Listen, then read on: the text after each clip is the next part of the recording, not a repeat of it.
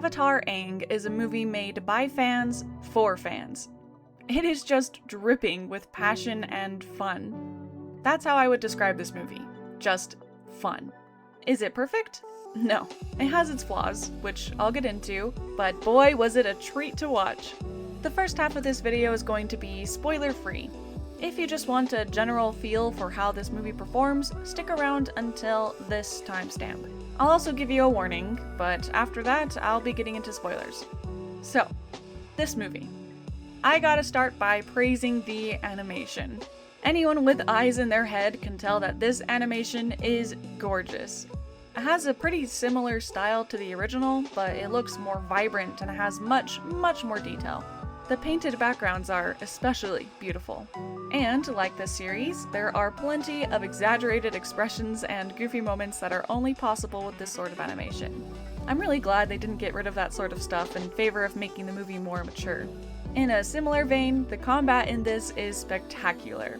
Every single fight is fast and punchy, and bending is utilized in very creative ways. There are certain times in this movie where bending is used in such a jaw-dropping way, and it's clearly meant to just be a moment of pure awe. The music is, of course, perfect. They brought back Jeremy Zuckerman for the soundtrack, which was probably the best decision they could have made for this movie. The main Avatar theme is played, of course, but Zuckerman also has this theme specifically for the movie, and it's surprisingly emotional. Really good stuff. And now the story. How is it? Pretty solid, I'd say, if very simple and rather predictable at times, but it and the characters are stifled by the short runtime. This movie is only around an hour and a half long, which is understandable due to how detailed and fluid the animation is, but it also leads to a breakneck pace. This story moves fast, and unfortunately there's not enough time to give all of the characters room to breathe. As I said in this community post, the ones who suffer the most from this are Sokka, Zuko, and Toph. Especially Sokka.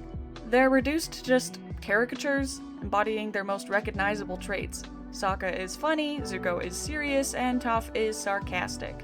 I don't really fault the writers for this. When you have such a limited amount of time, there's not much you can do, especially when they're tackling the topics that have to do with Aang and the Airbenders.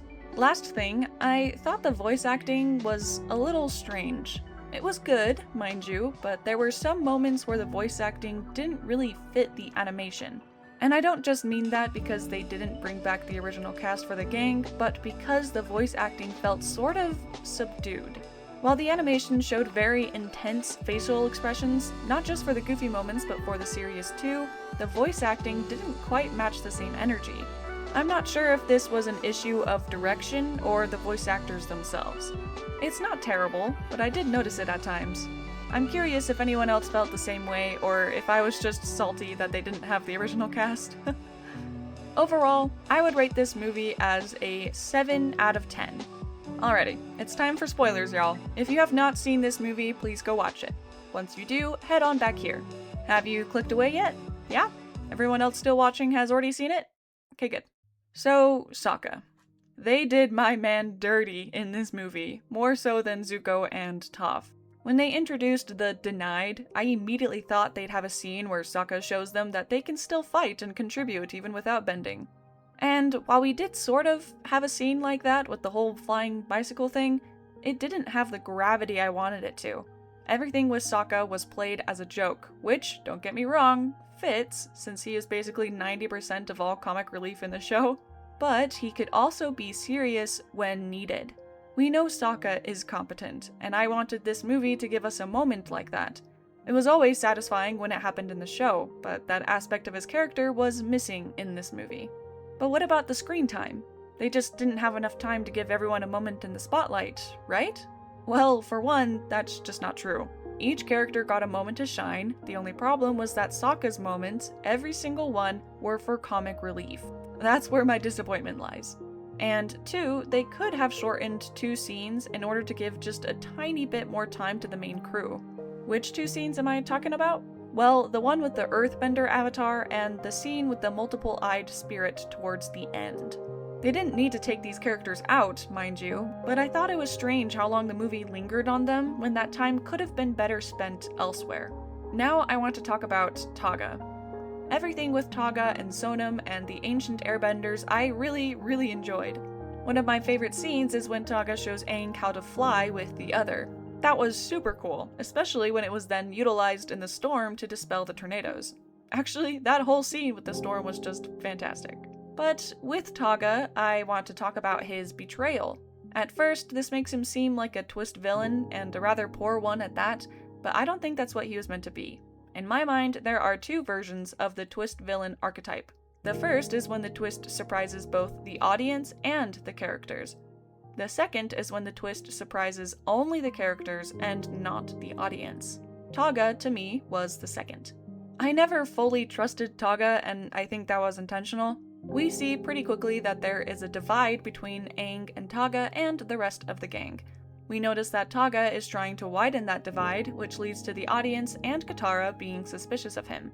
So, when his betrayal comes, it's expected. And for this movie, I think that works really well. I especially love how it plays out with Togga turning on the others while Aang is enraptured by getting the staff. Gotta love that contrast. However, I wish this film was more grounded. What I mean by that is this. Avatar: The Last Airbender is at its best when it's focused on character struggle. Katara's grief for her mother, Zuko's struggle with identity and morality. That's where this franchise shines. The core of this movie is Aang and his grief for his people. And while that was evident in the story, I think it was overshadowed by the staff and Togga and the spiritual energy and all that craziness. It almost felt like the writing was jumbled or blurry, and I just wanted to reach out and wrestle it down into something more focused. To fix this, it would either need a longer runtime, or some things would need to be cut out or trimmed down considerably.